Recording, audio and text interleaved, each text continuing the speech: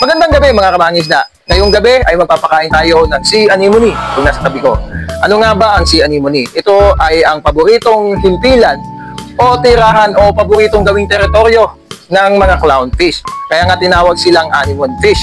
Ngayong itong sea anemone o sea anemone ay pinapakain din siyempre kapag kinip mo na siya at nilagay sa isang tank. So ano nga ba yung pinapakain? Ito ay isang anemone food. Ito ay mabibili, lalagay ko na lang sa comment section o nasa yellow basket. Ayan. So, nag-affiliate po tayo nito. Ayan. Okay? So, paano nga ba? Madali lang. So, unang-una, dapat pag magpapakain ka ng anemone, mas maganda sa gabi. Mas maganda yun sa gabi. So, simula lang. Hindi ko na paliwanag pa. Okay? So, pagbukas mo nito, ay ganito siya karami. Hindi ko na, baka matapon. O, tapos, lalagay mo lang sa ganito. Basta kumuha ka lang ng ganitong maliit na lalagyan. No? Tapos, sarado mo.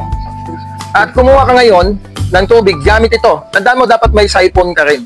No? Na ganito. Mas maganda ito yung ideal na siphon. Ano? Okay? Okay, tapos, itong siphon, pwede ko rin ilagay yung lip nito dito sa, sa basket, no? Yan. Kukuha ka lang ng ganito, and then, lagay mo lang dito, titimplahin mo siya na parang Cerelac. Okay? Nga pala, wala po tayong dito wala pong illegal dito sa mga nakikita nyo. Dahil ito po ay anemone, hindi po coral. Artificial coral po yung mga yun. Ito po ay hindi coral. Sa probinsya nga po, ito po ay kinakain. Totoo po yan. Kinakain po yan ng mga taga doon, malapit sa dagat. So ganito lang, haluin mo lang siya ng ganito. Yan, siguro mga 3 minutes mo nga haluin. Depende. Yung iba ginagawa dito parang malapot. Para nga naman, para pagka inano mo siya, para siyang bulate. Ako hindi, mas gusto ko yung medyo malabnaw. Para para kalat, makuha talaga ng mga tentacles ng anemone. Okay? Lalo na pagka mga carpet type, Ayan. So, haluin lang natin. So, bago ka magpakain ito, dapat, pag malapit ka na magpakain, alam mo na okay na to, itong hinahalo mo. So, dapat, patayin mo na lang muna yung wave maker o kaya yung filter. No? Para mas direkta mo mailagay doon sa mga galamay ng sea anemone mo at hindi agad madala. Ang kaganda nito, kung magpapakain ka nga pala ng anemone, kahit hindi ka na po magpakain ngayong araw na to ng isda, halimbawa, magpapakain ka naman ng anemone, so kahit hindi ka na magpakain ng umaga, kasi ako sa akin lang, isang beses lang kasi ako magpakain talaga ng isda, ng mga saltwater.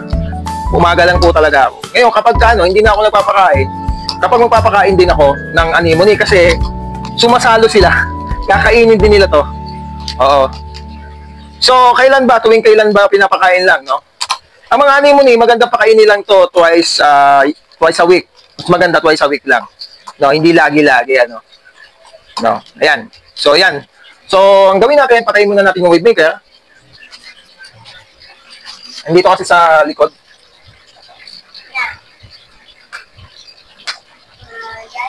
So, dalawa na po yung binunot natin. Yung kanyang motor, yung motor ng filter natin at yung wave maker. So, ganito lang ang gagawin. I-gopin lang, gamit ang siphon, at i-didirekta mong ganyan. Bahala na yung anemone ang kumuha niyan. Okay? So, ganun lang. Kasi kinakain na rin po siya ng mga isda. Kakainin na rin po yan ng mga isda. Pwede mo rin kalat.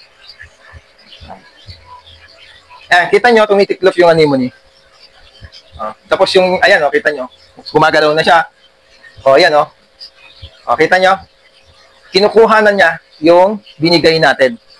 Okay? So, ganun lang, no? Ganun lang po ang pagpapakain ng anemone. So, again, available po ito sa yellow basket o nasa comment section. Pati ito, lagay ko na din. Ako? So, kung may katanungan kayo, no, sa pagdating sa saltwater, siyempre dito lang yan, sa Kalamba Saltwater Fish Shop, Bacor.